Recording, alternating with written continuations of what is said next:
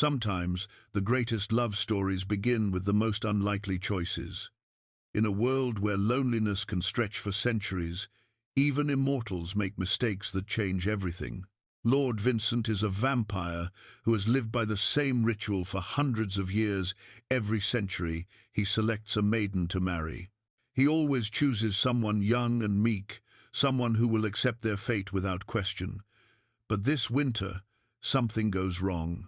His blind selection falls on Hannah, a grey-haired healer who lives alone at the edge of the forest. She has buried 2 children and carries the weight of a lifetime's worth of sorrow. Vincent expects obedience, but Hannah is not afraid to speak her mind about loss, aging, and the pain that comes with memory.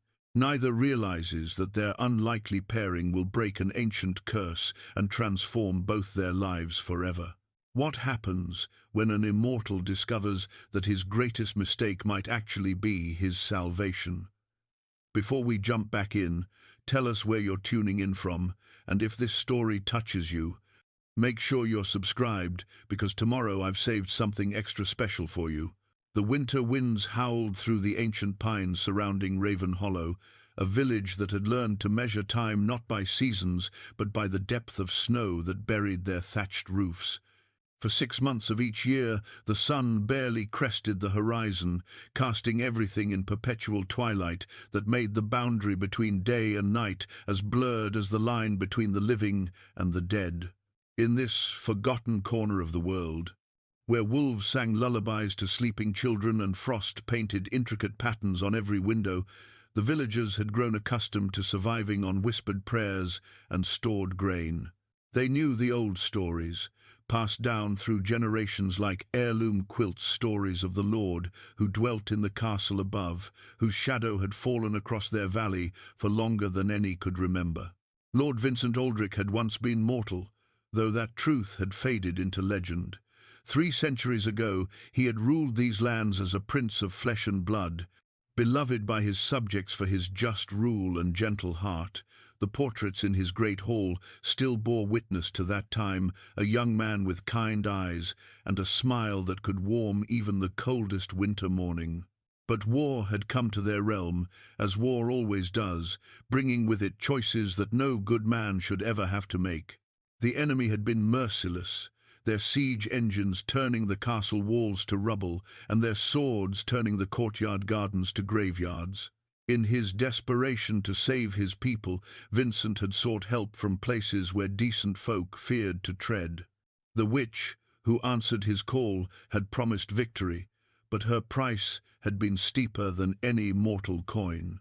She had given him the strength to drive out the invaders, the speed to outrun death itself, and the power to protect his realm for all eternity.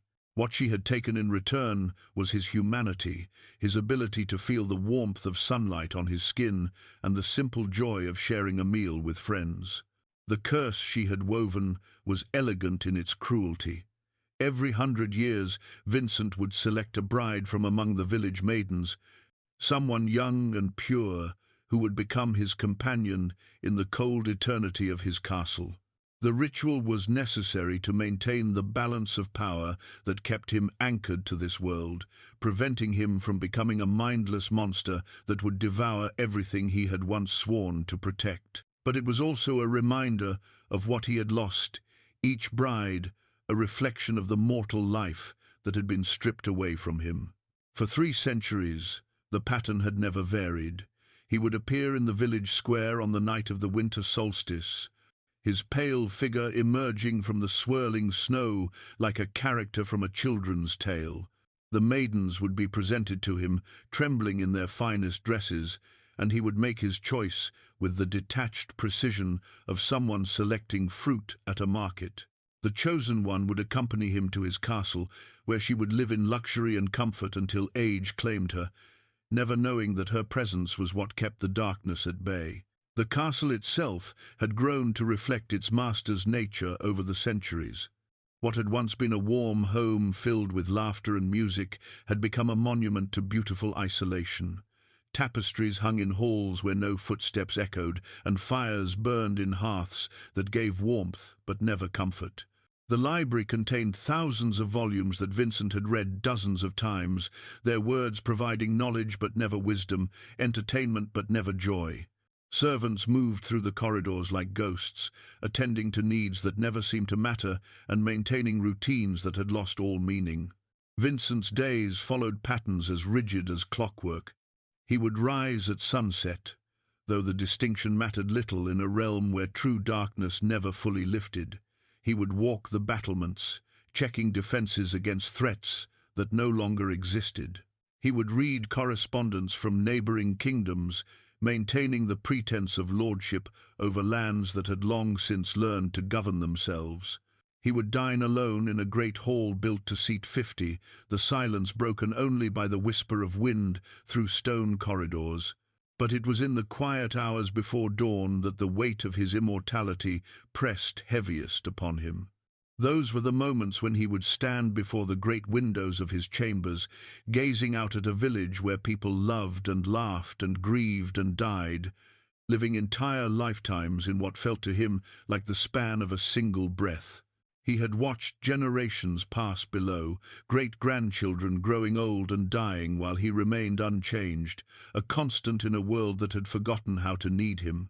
At the forest's edge, far from the castle's shadow, but close enough to hear the wolves sing their ancient songs, stood a cottage that seemed to exist in defiance of both the cold and the passage of time. Here lived Hannah Merrow, a woman who had learned that survival sometimes meant becoming the thing others needed you to be, even when you had forgotten how to need anything for yourself. Hannah's cottage was a study in practical magic, not the flashy sorcery of fairy tales, but the quiet miracles that came from understanding how life persisted in the face of overwhelming odds. Bundles of dried herbs hung from every rafter, their earthy scents creating an atmosphere of warmth and healing that made the small space feel larger than Vincent's entire castle. Shelves lined every wall, holding jars of tinctures and salves that could ease a fever, mend a broken bone, or simply help an old heart keep beating for one more day. The villagers came to her in their times of need, though few lingered longer than necessary. There was something about Hannah that made people uncomfortable, not fear exactly, but the unease that comes from being in the presence of someone who has stared into the deepest wells of grief and somehow found the strength to keep drawing water. She was perhaps 50, though the exact number mattered little in a place where age was measured more by wisdom than years. Her hair had gone silver early, not from shock, but from the gradual accumulation of sorrows that life had seen fit to gift her. She had been married once, to a good man named Thomas, who had made her laugh even during the hardest winters. They had built their life together with the patient care of people who understood that happiness was not a destination, but a daily choice. Their children, Sarah and young William, had filled their home with the kind of chaos that parents complain about but secretly treasure. For nearly 20 years, Hannah had known what it meant to be needed, to be part of something larger than herself. Then the plague had come. It had arrived like a thief in the night, slipping into homes through cracks in the walls and settling into lungs like ice. Thomas had been the first to fall, his strong body betraying him with a swiftness that left Hannah reeling. The children had followed within days, their fevered dreams growing quieter until only silence remained. Hannah had used every remedy she knew, called upon every herb and potion in her considerable knowledge, but some enemies cannot be defeated with earthly weapons. In the aftermath, when the graves had been dug and the tears had run dry, Hannah had made a choice that surprised even herself. Rather than follow her family into whatever realm awaited beyond death, she had chosen to remain, not out of cowardice, but out of a stubbornness that ran deeper than grief. If she could not save the ones she loved most, she could at least ensure that other families might be spared the same devastation. She had spent the years since then becoming the village's unofficial healer, learning to read the language of illness and injury with the same fluency others used for books.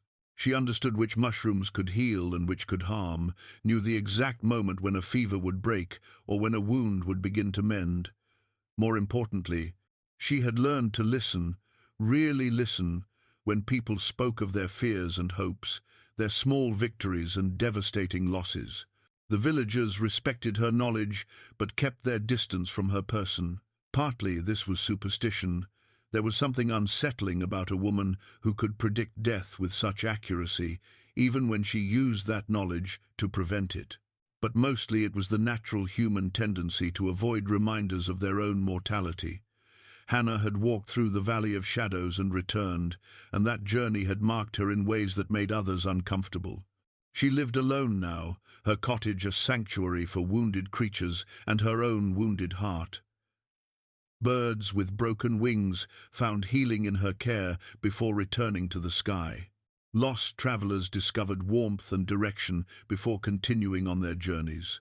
But Hannah herself seemed to exist in a state of suspended animation, moving through her days with purpose but without passion, helping others find their way while remaining lost in her own private wilderness.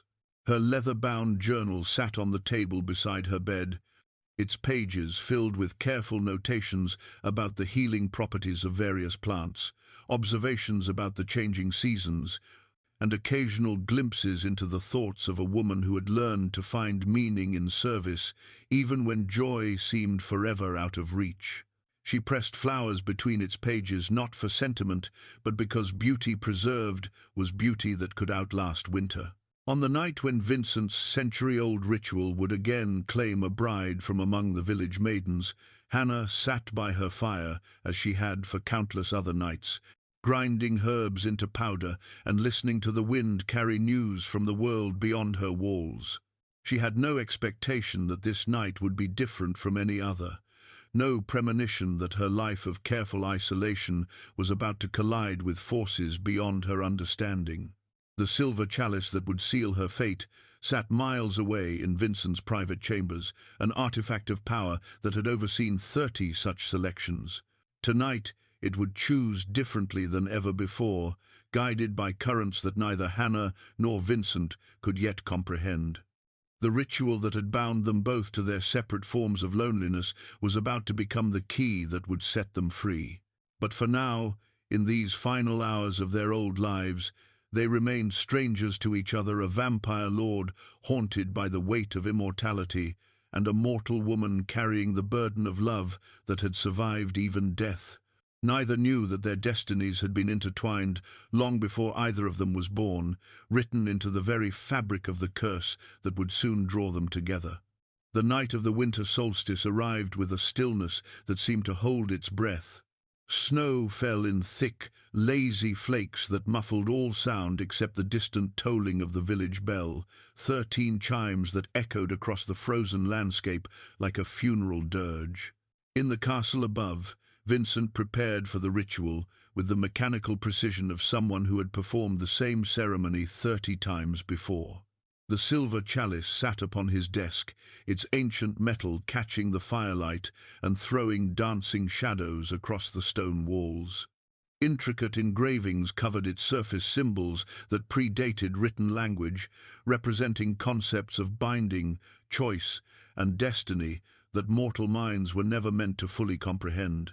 The chalice had been crafted by the same witch who had cursed him, designed to ensure that his selection would always serve the greater magical balance that kept his darkness contained. Vincent filled the chalice with blood his own, drawn from a vein that had not felt pain in 3 centuries. The crimson liquid swirled within the silver bowl, taking on a luminescence that spoke of power older than kingdoms. As he spoke the ritual words in a language that had died with empires, the blood began to move with purpose, forming patterns that would guide his steps to the chosen maiden. In the village below, the families with unmarried daughters went through their own preparations. This was not a celebration but a solemn duty, understood by all but welcomed by none. The selected maidens would be cared for in ways their families could never provide, but the cost of such luxury was a life lived in isolation, cut off from everything familiar and dear. Margaret Hartwell, the baker's daughter, stood before her mirror in her finest blue dress, her hands trembling as she braided ribbons into her golden hair. At 19, she was considered the most likely choice, young, beautiful, and possessed of the gentle demeanor that previous brides had shared. Her mother wept quietly in the kitchen, preparing what might be their last meal together, while her father stared into the fire and tried not to think about walking his daughter to the village square. Elizabeth Carver, the blacksmith's niece, paced her small room like a caged animal, her red hair wild with nervous energy. She had always been too outspoken, too quick to laugh or argue, but at 21 she was of age and therefore must be presented. Her family harbored secret hopes that her spirited nature might protect her from selection, though none dared voice such thoughts aloud. There were 7 others, ranging in age from 18 to 23, each carrying the weight of their family's fears and hopes. They would gather in the square at midnight, when the ritual required the selection to be made. Until then, they waited with the patience of those who understood that some fates could not be bargained with or avoided. Hannah knew nothing of the night's significance. She had been away from the village for 3 days, tending to an elderly woman in a settlement deeper in the woods, and had returned only that afternoon to find her cottage cold and her herb stores depleted. She worked by candlelight, restoring order to her small domain and preparing the medicines that tomorrow's patients would need. The knock at her door came just after 11, 3 sharp raps that seemed to cut through the night's silence with unusual urgency.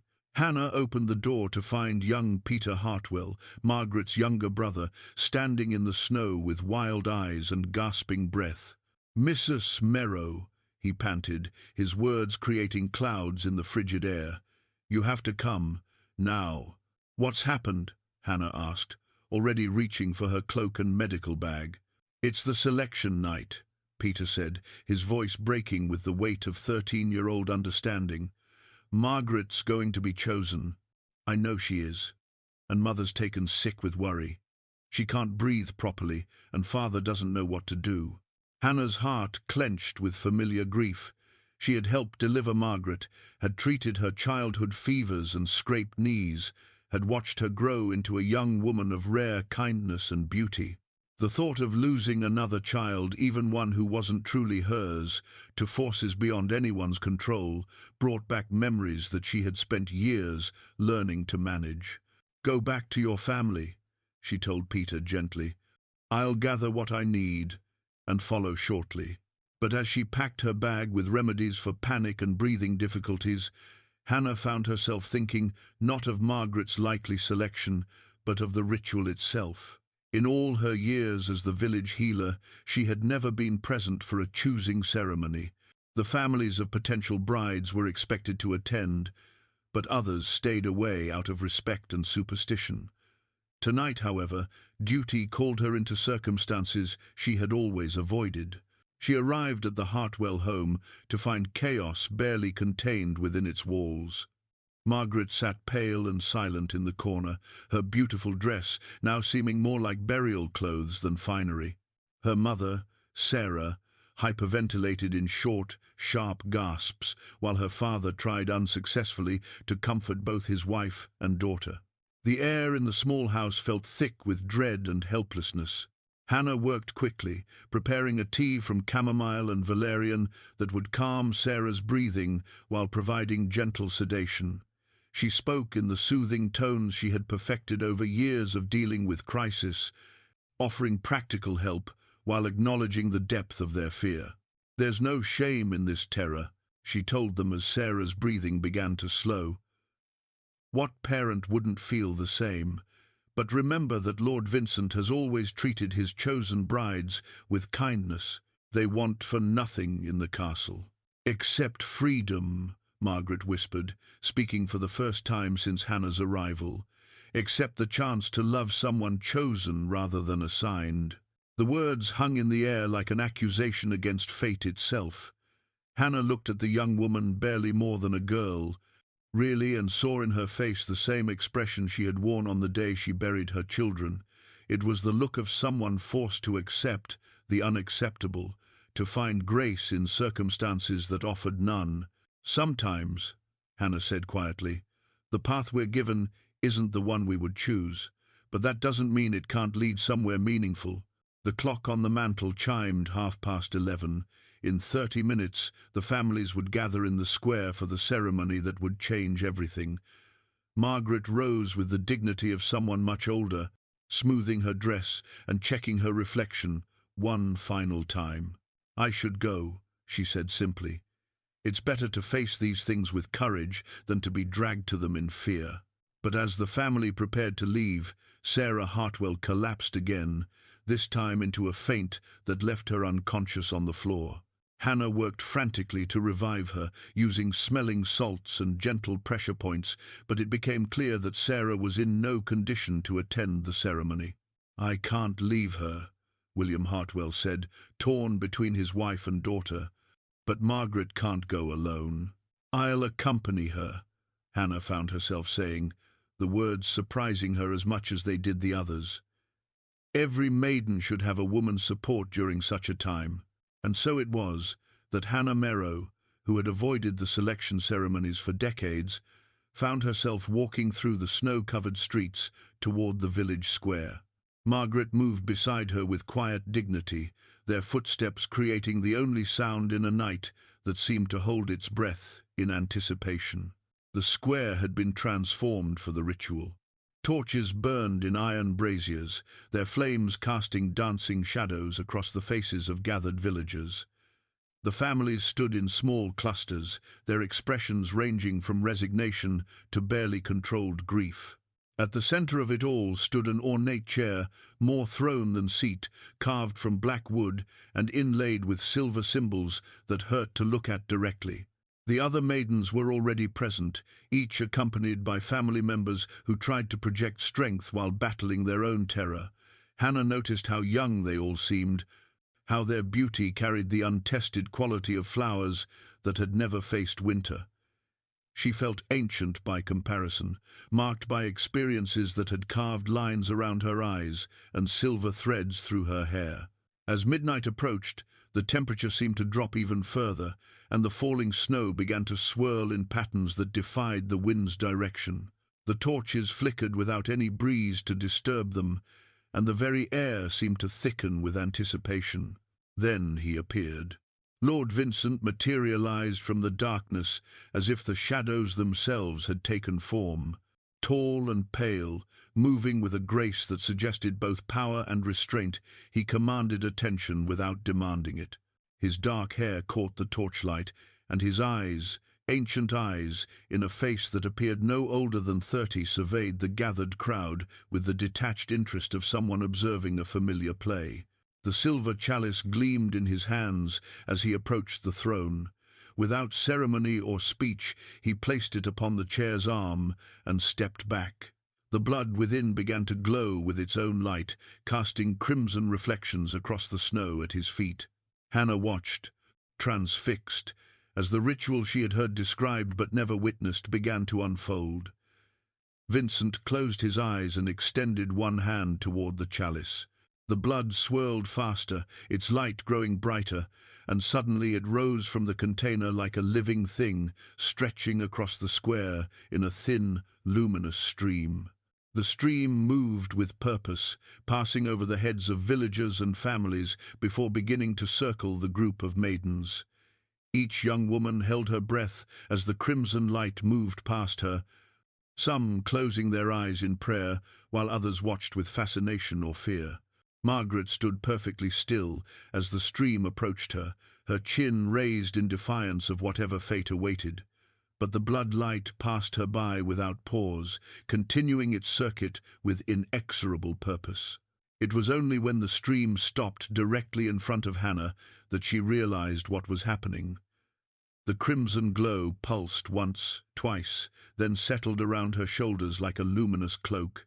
Every eye in the square turned to stare at the grey-haired healer who had somehow become the chosen bride. Vincent's own eyes snapped open, and for the first time in centuries, surprise flickered across his ancient features.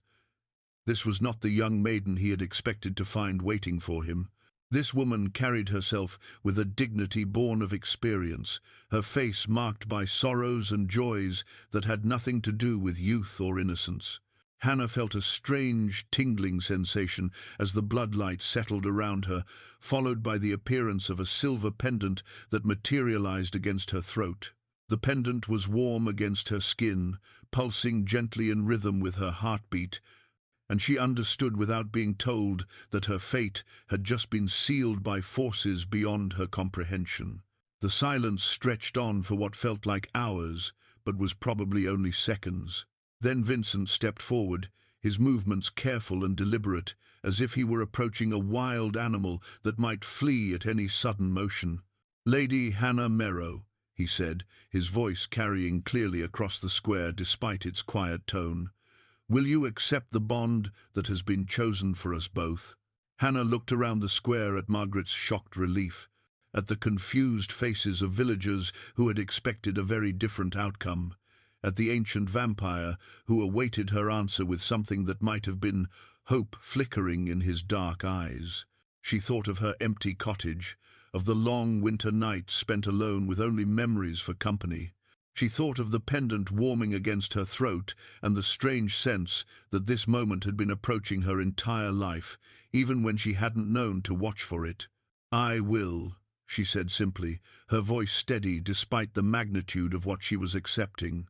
Vincent nodded once, then extended his hand toward her. Hannah took it, noting the coolness of his skin and the careful gentleness of his grip. Together, they walked away from the square and toward the castle that would now be her home, leaving behind a crowd of villagers who would puzzle over this night's unexpected outcome for years to come. Behind them, Margaret Hartwell sank to her knees in the snow, overwhelmed by relief and confusion in equal measure. The bloodlight faded from the chalice, and the torches began to burn low, but the pendant around Hannah's neck continued to pulse with warm light as she walked into whatever future awaited. The walk to Castle Aldrich passed in silence, though it was not the uncomfortable quiet that strangers often share. Hannah found herself studying her new husband from the corner of her eye, noting how he moved with predatory grace despite the careful consideration he showed for her shorter stride. The snow crunched beneath their feet, creating the only sound in a world that seemed to hold its breath around them. Vincent, for his part, struggled with confusion that hadn't touched him in decades. Every previous bride had wept or trembled during this journey, requiring either comfort or gentle coercion to make the climb to his domain. Hannah walked beside him with the steady composure of someone accustomed to facing difficult circumstances, her breathing even despite the steep path, and her expression thoughtful rather than fearful. The castle gates opened at their approach, massive iron barriers that moved without sound or visible mechanism. Beyond lay a courtyard that might once have been welcoming, but now felt like an elaborate tomb.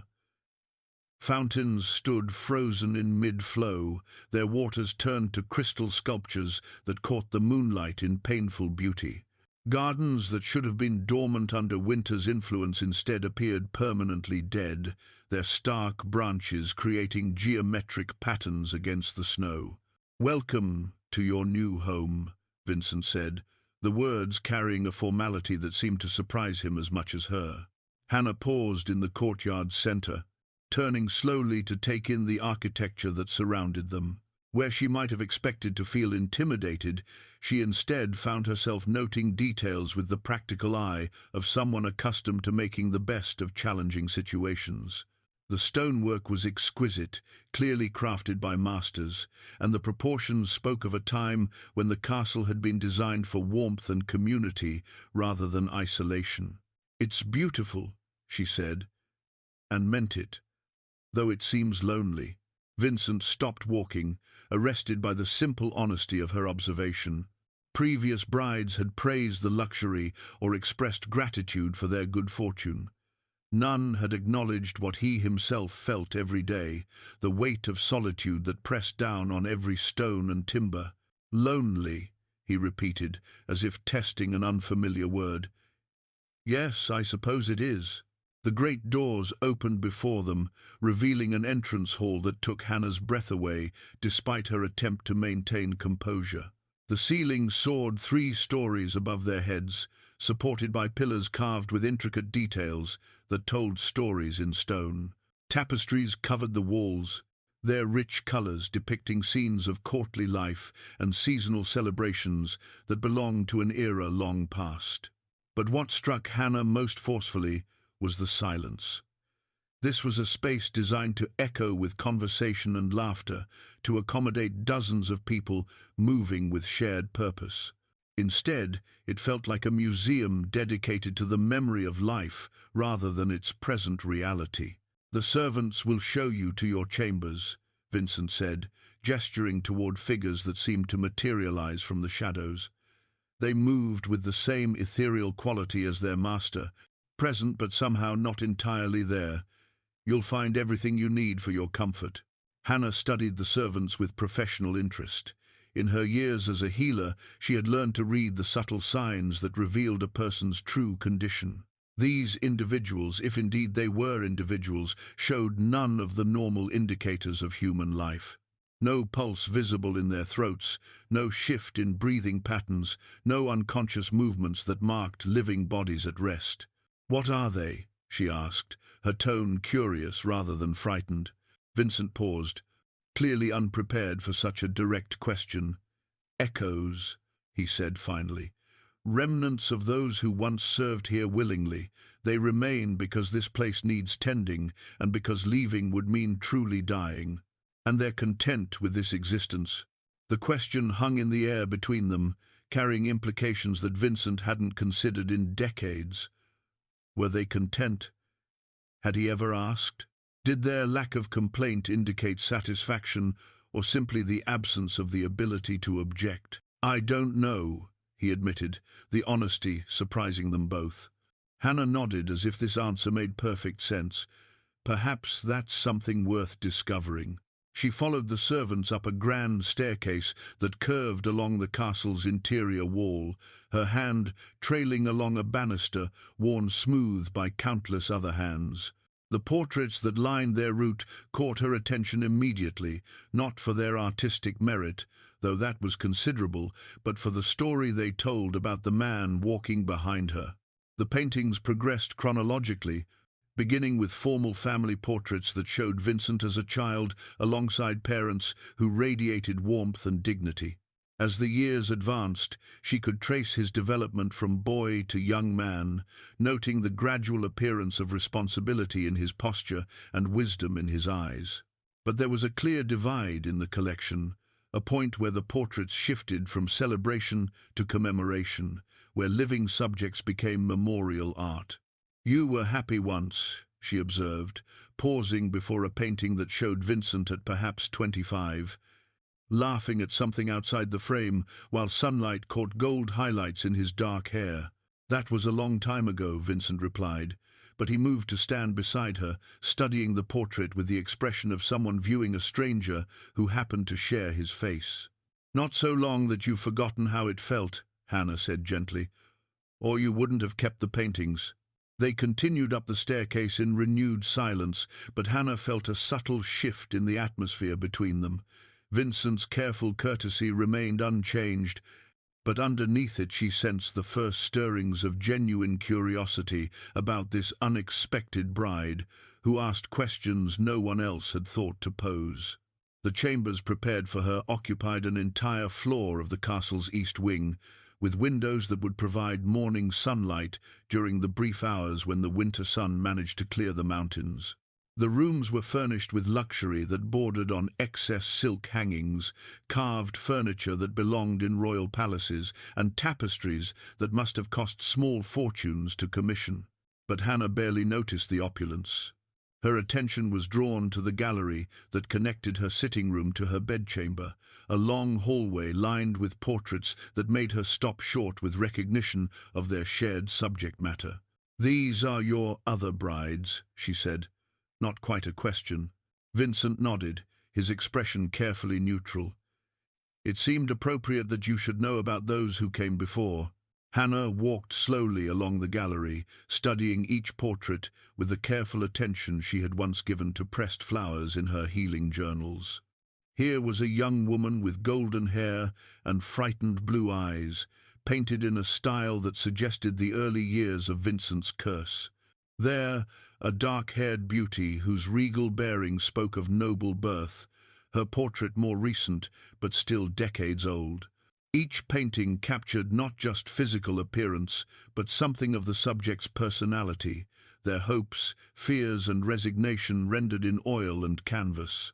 "They were all so young," Hannah murmured, pausing before a portrait of a girl who couldn't have been more than 18, her wedding dress overwhelming her slight frame. "Youth was part of the ritual's requirements," Vincent explained, though his tone suggested discomfort with the subject. "Or so I believed, but not tonight." "No, not tonight." Hannah reached the end of the gallery, where an empty frame waited with obvious purpose. "For me, I assume? When you're ready. There's no urgency."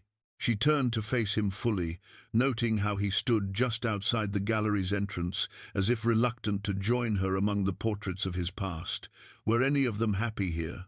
The question clearly caught Vincent off guard. He was quiet for so long that Hannah thought he might not answer, but eventually he spoke with careful consideration. They were comfortable, protected. They wanted for nothing that material wealth could provide. "That's not what I asked." Vincent met her eyes, and for a moment she glimpsed something raw and unguarded. In his expression 3 centuries of accumulated loneliness and the terrible understanding that comfort was not the same thing as happiness. "No," he said quietly. "I don't believe any of them were truly happy." Hannah nodded as if this confirmed something she had already suspected. "Then perhaps it's time to try a different approach." "What do you mean?" "I mean that I'm not 18 years old, and I'm not afraid of you, and I have no intention of spending whatever time we have together simply existing in comfortable misery." Hannah's voice carried the gentle firmness of someone accustomed to dealing with difficult patients. "If we're bound together by forces neither of us chose, we might as well make the best of it." Vincent stared at her, clearly struggling to process this unexpected perspective. Every other bride had approached their situation with resignation at best, terror at worst. None had suggested that their arranged marriage might be improved through mutual effort. "You speak as if we have choices in this matter," he said carefully. "Don't we?" Hannah asked. "The ritual selected me as your bride, not as your prisoner. I assume that means we're meant to be partners of some sort, even if neither of us understands exactly what that means yet." She moved past him into the sitting room, noting details with the same practical assessment she had applied to the castle's exterior. The furniture was beautiful, but arranged for display rather than actual use. The fireplace dominated one wall, but showed no signs of recent use, despite the winter cold. Everything spoke of rooms maintained for their appearance rather than lived in with genuine comfort. "I'll need some changes made to these rooms," she said, settling into a chair positioned near the window. "Nothing dramatic, but I'm accustomed to living rather than simply existing." Vincent remained in the doorway, watching her with the fascination of someone observing a completely foreign species. "What sort of changes?" "The kind that make a space feel like home rather than a museum. Plants by the windows, books I actually want to read, a work area where I can continue my healing practice." Hannah paused, studying his expression carefully. "Unless you object to my continuing that work?" "Object? No." Vincent stopped, clearly struggling with concepts he hadn't considered in decades. "You want to continue serving as the village healer?" "People still need healing, whether I live in a cottage or a castle. And I need purpose beyond simply existing in luxury." Hannah's tone remained gentle, but her words carried the weight of non-negotiable conviction.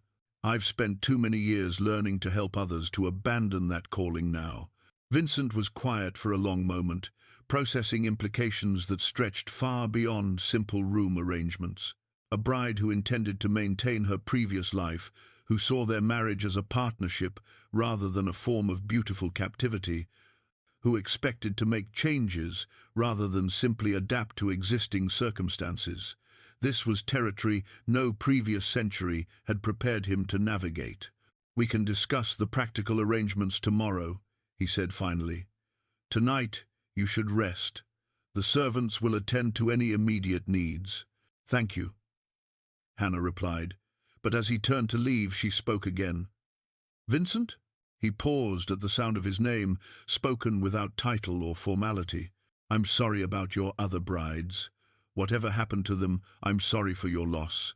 Vincent's hand tightened on the doorframe, and for a moment Hannah thought he might respond. But instead, he simply nodded once before disappearing into the corridor's shadows, leaving her alone with the portraits of women who had shared her fate but not, perhaps, her determination to shape whatever came next. Hannah woke the next morning to discover that the servants had taken her words about making changes with remarkable efficiency. The formal arrangement of furniture had been subtly altered. Chairs moved closer to the fireplace and windows, tables positioned for actual use rather than display. A collection of books that hadn't been there the previous evening now occupied the shelves, their worn spines suggesting they were volumes meant for reading rather than decoration. Most surprising of all was the presence of living plants throughout her chambers. Not the elaborate hothouse flowers she might have expected in a lord's castle, but practical herbs that she recognized from her own cottage: chamomile and lavender, mint and sage, rosemary and thyme. Someone had understood exactly what she meant by needing to continue her work. The silver pendant at her throat pulsed gently as she moved through the rooms, its warmth increasing whenever she paused to examine the thoughtful changes. She was beginning to understand that the artifact was more than simple jewelry. It seemed to respond to her emotional state, growing warmer when she felt pleased or content, cooling when distress or sadness touched her thoughts. A soft knock at her door interrupted her exploration. One of the servants entered, a middle-aged woman whose movements carried the fluid grace that marked all the castle's attendants, but whose expression held more individuality than Hannah had noticed the night before. "Good morning, my lady," the woman said, her voice carrying a slight tremor that suggested uncertainty rather than the smooth efficiency Hannah had expected. "I'm called Elena. Lord Vincent has requested that you join him for the morning meal, if you're agreeable." "Of course," Hannah replied, noting how the servant's eyes widened slightly at being addressed directly. "Elena, may I ask you something?" The woman nodded hesitantly. "How long have you served in the castle?" Elena's form seemed to flicker momentarily, like candlelight disturbed by a draught. "Since the fever took my family, my lady. Perhaps 40 years now." "And are you—" Hannah paused, choosing her words carefully. "Are you content here?" The question clearly surprised Elena.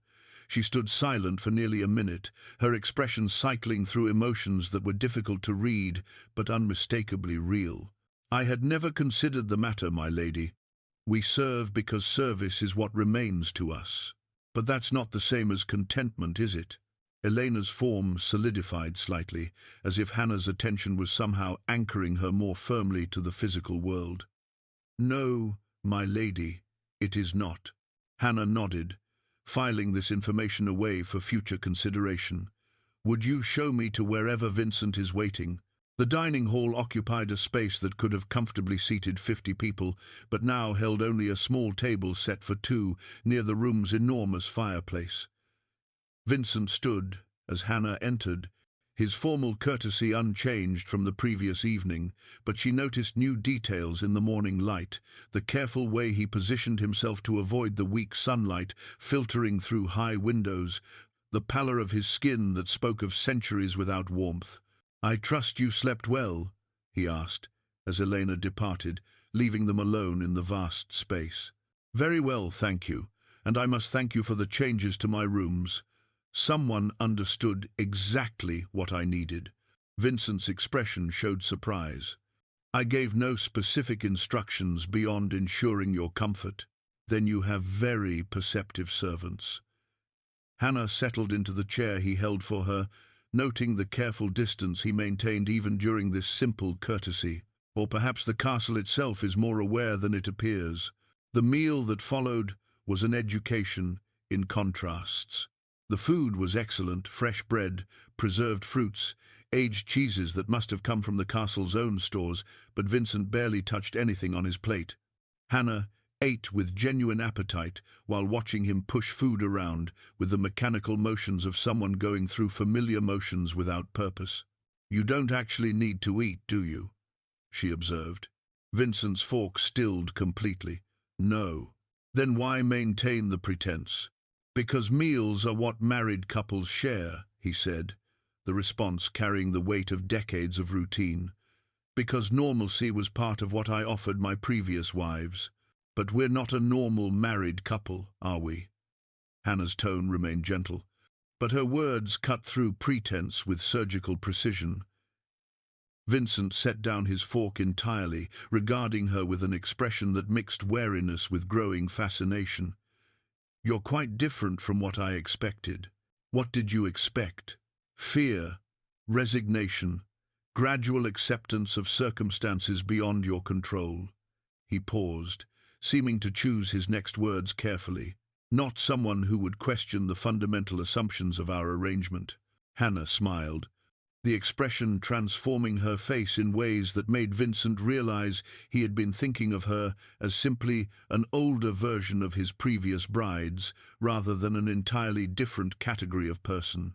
"I've buried 2 children and a husband," she said matter-of-factly.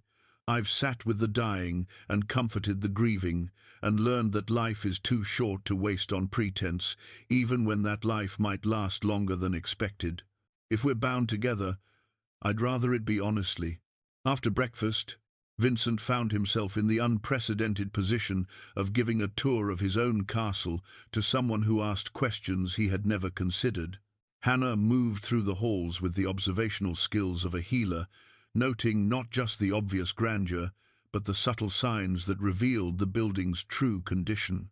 "This corridor is never used," she observed, as they passed through a wing lined with closed doors. "There's no need. Most of the rooms serve no purpose. But the castle wasn't built this way originally, was it? These were guest quarters, family chambers, spaces meant for a household full of people." Vincent stopped walking, struck by the accuracy of her assessment. "You're right. This was once a home for many, not a monument to solitude." They climbed a spiral staircase that led to the castle's highest tower, emerging onto a circular chamber that took Hannah's breath away. The room was lined with windows that provided a panoramic view of the surrounding landscape, the village nestled in the valley below, the forest stretching to distant mountains, the frozen river that wound through it all like a silver ribbon. But what captured her attention most completely was the garden visible directly below the tower, or rather, what had once been a garden. The space was clearly designed as a formal garden, with geometric patterns still visible under the snow and ice. Arbors and trellises created architectural elements that spoke of careful planning, and raised beds suggested areas once devoted to herbs, flowers, and useful plants. But everything was dead, not dormant as gardens should be in winter, but permanently lifeless, as if growth itself had been banished from the space. "The rose garden," Vincent said, noting the direction of her gaze. "It was my mother's pride. What happened to it?" "The curse. Life cannot flourish here anymore. Plants wither, animals avoid the grounds, even the seasons seem muted." His voice carried centuries of accumulated resignation. "Beauty exists only in preservation, now cut flowers, dried herbs, things that were alive elsewhere, before being brought here to die slowly." Hannah studied the garden for a long time, her expression thoughtful rather than sad. The pendant at her throat pulsed with unusual warmth as she considered the view, and when she finally spoke, her words surprised them both. "I'd like to try planting something." Vincent turned to stare at her. "Nothing grows here, Hannah. I've seen 30 brides attempt to cultivate life in that garden, and every effort has failed. But none of those brides were healers, with 40 years of experience coaxing life from difficult soil," Hannah replied calmly. "And none of them were chosen by the ritual under circumstances that broke 3 centuries of precedent." "You think you're different." "I know I'm different." The question is whether that difference extends to overcoming whatever blight affects this place. Hannah moved to another window, studying the garden from a different angle. I'd like permission to try. Vincent was quiet for so long that Hannah thought he might refuse. When he finally spoke, his voice carried a note she hadn't heard before, something that might have been hope, struggling against the weight of repeated disappointment. The gardener's tools are still in the potting shed. The servants can show you where everything is stored. Thank you. Hannah, he caught her attention as she moved toward the stairs. I don't want you to be disappointed when nothing comes of this effort. She paused, regarding him with the same gentle patience she had once shown frightened children brought to her for healing. Disappointment is the price we pay for hoping, she said, but hope is what makes the risk worthwhile. Besides, I've learned that some of the most important growth happens underground, in darkness, long before anyone can see the results. As they descended the tower stairs, Vincent found himself viewing his castle through Hannah's eyes, seeing not a monument to isolation, but a home that had forgotten its purpose. The possibility that something might change, that growth might be possible, even in a place touched by ancient curses, was both terrifying and exhilarating. Behind them, visible through the tower windows, the withered garden waited under its blanket of snow, and deep beneath the frozen ground, in soil that had been barren for centuries, something stirred in response to the presence of someone who refused to accept that death was always permanent.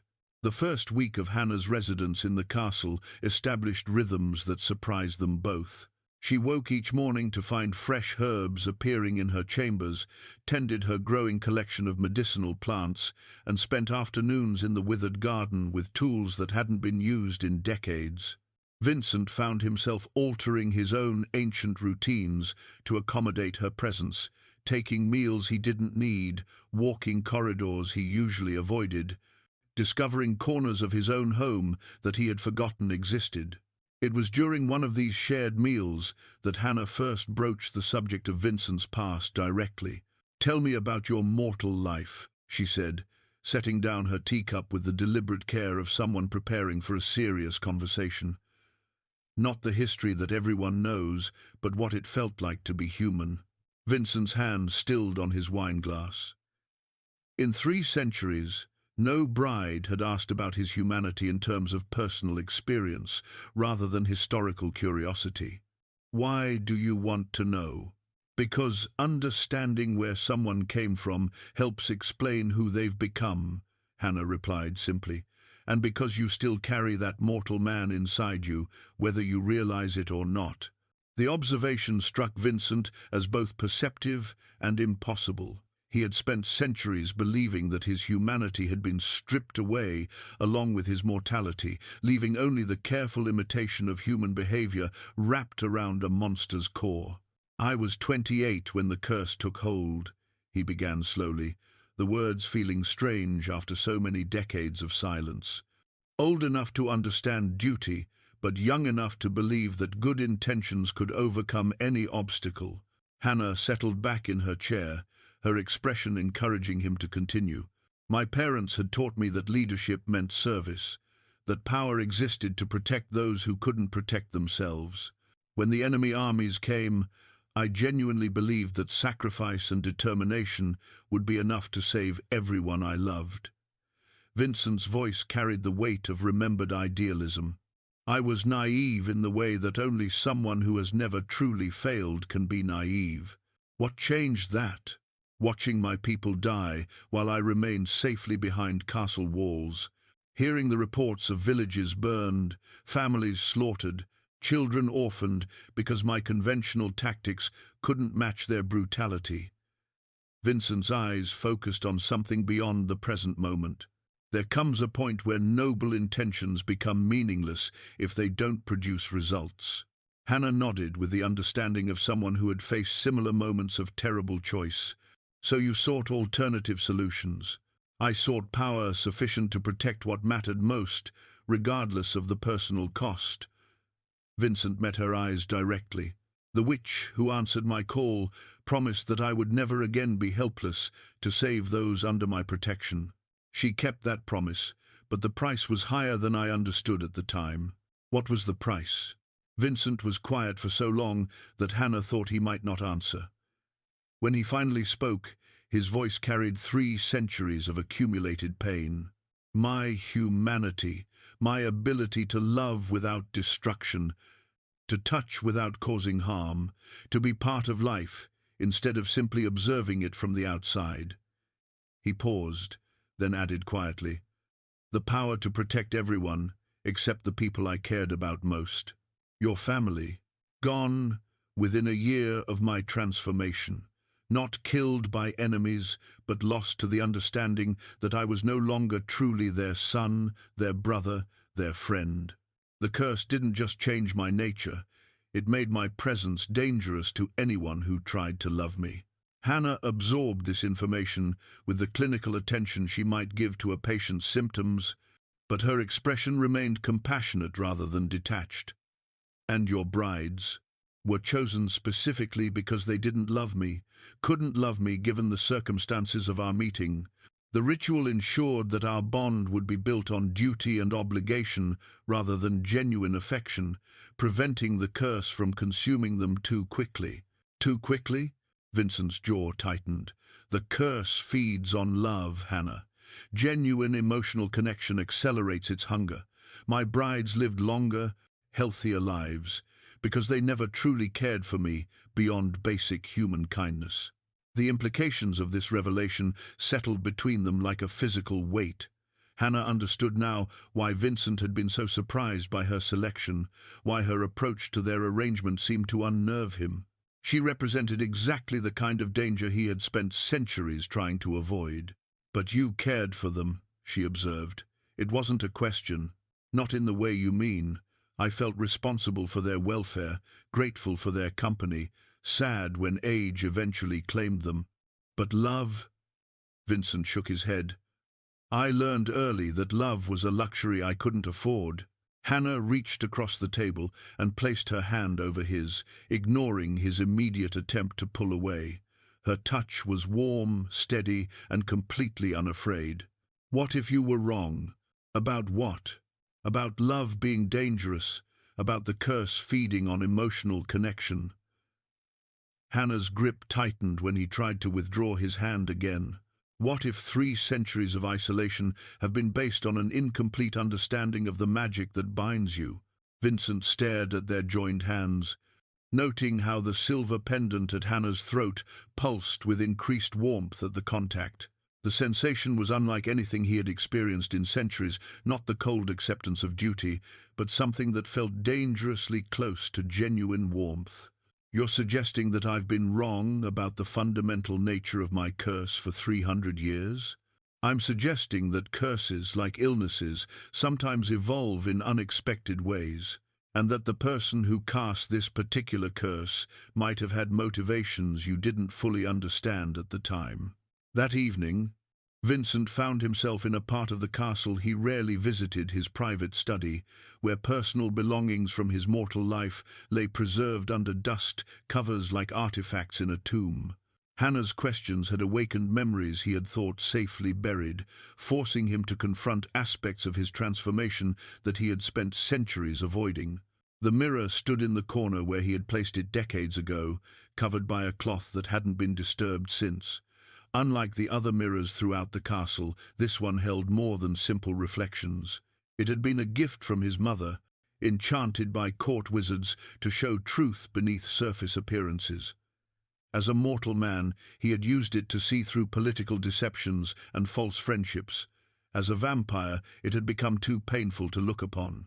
Now, with Hannah's words echoing in his memory, Vincent found himself approaching the covered glass with something that might have been curiosity rather than dread. He pulled away the cloth with careful deliberation, revealing a mirror that immediately began to shimmer with supernatural awareness. Instead of his own reflection, the surface showed him something he hadn't seen in centuries, memories from his mortal life, playing like scenes from a forgotten play. There he was at 25, laughing with his younger sister as they walked through the rose garden in full bloom. There, at 27, dancing at a village celebration while children ran between the adults and music filled the summer air. And there, in the final memory before everything changed, kneeling in the castle's chapel and praying not for personal salvation, but for the strength to save everyone he loved, the mirror's surface rippled, and suddenly Hannah appeared in the reflection, standing behind him with an expression of gentle understanding. "You're not the monster you believe yourself to be," she said, though her lips didn't move, and her voice seemed to come from inside his own thoughts. Vincent spun around, but the study was empty.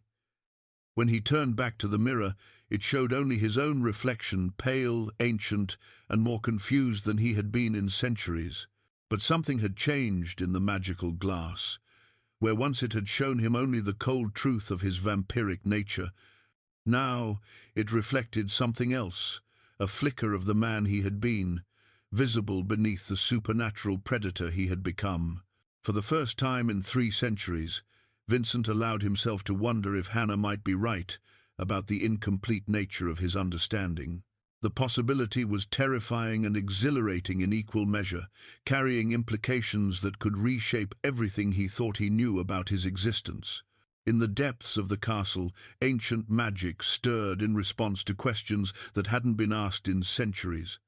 And in her chambers far below, Hannah felt the pendant at her throat pulse with sudden warmth, as if responding to changes in the supernatural fabric that bound them together.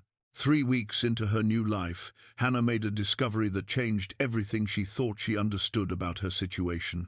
While exploring the castle's extensive library in search of texts on botanical healing, she uncovered a section that had been carefully hidden behind a false wall. A collection of documents that Vincent had clearly never intended for any bride to find. The papers were ancient, some written in languages she didn't recognize, but others penned in the familiar script of legal documents. Among them, she found the original contract that had bound Vincent to his curse, written in Latin with translations scrawled in the margins by someone who had clearly struggled to understand the magical terminology. Hannah's knowledge of Latin was limited but sufficient to grasp the basic terms of the agreement.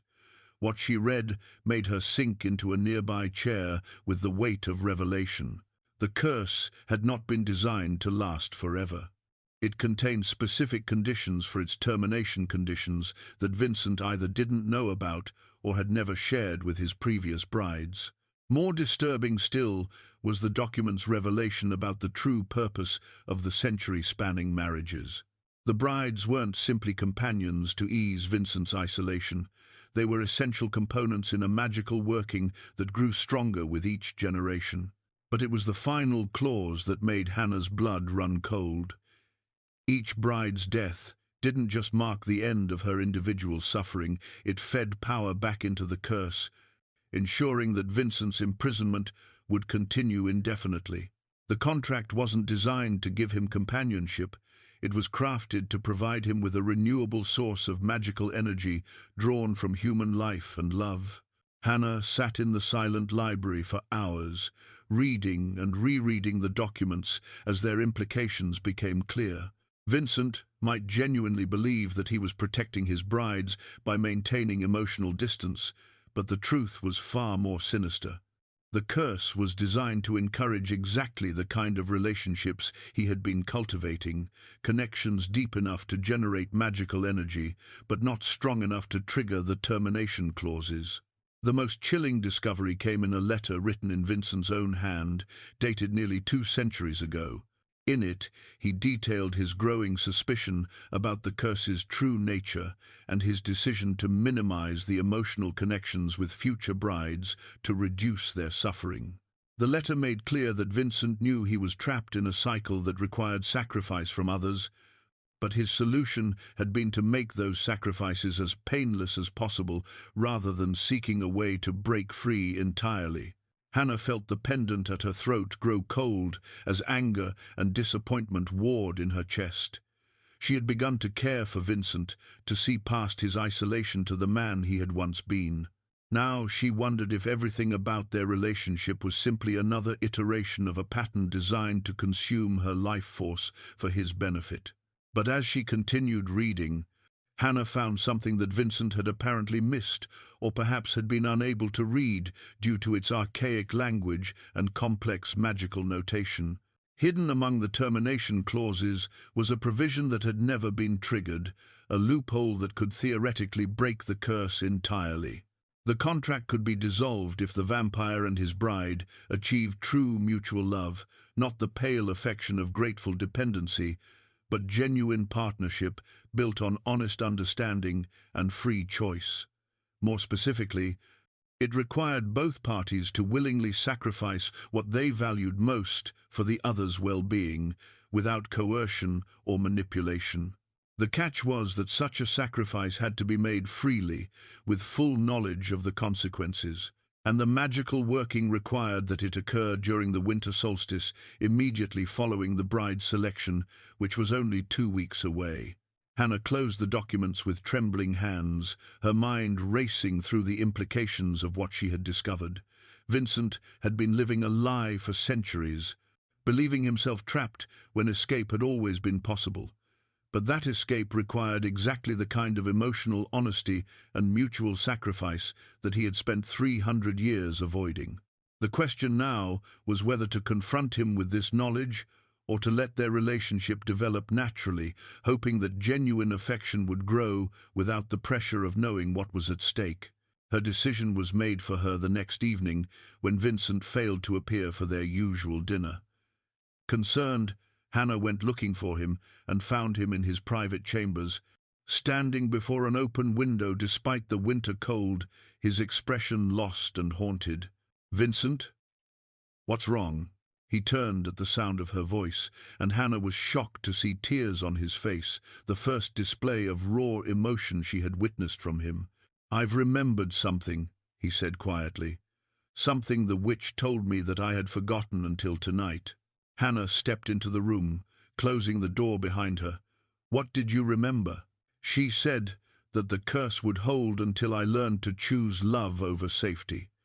At the time, I thought she meant that I would be freed when I stopped caring about protecting people." Vincent's voice was barely above a whisper. "But tonight I realized she meant something else entirely." "What?" "That I would remain trapped as long as I chose the safety of emotional distance over the risk of loving someone completely." Vincent met her eyes. My, and Hannah saw in them a pain that went deeper than 3 centuries of isolation.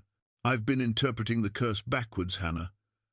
I thought keeping my brides at arm's length was protecting them, but I've been ensuring our mutual imprisonment instead."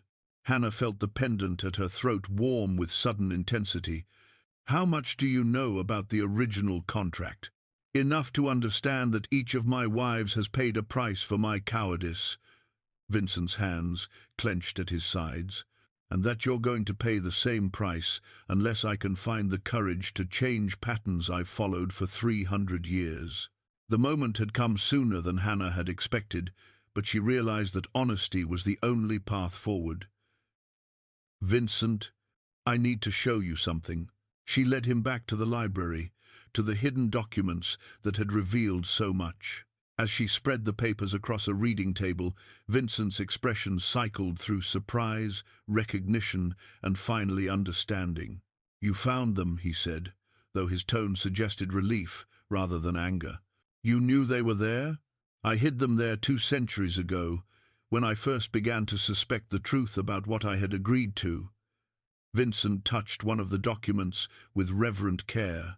"But I could never bring myself to study them closely, because I was afraid of what I might discover." And now, Vincent was quiet for a long time, reading sections of the contract that he had avoided for decades. When he finally spoke, his voice carried a resolution that Hannah hadn't heard before. "Now I think I understand why the ritual selected you instead of one of the young women. You're not here to be my victim, Hannah. You're here to be my salvation, if I can find the courage to let you."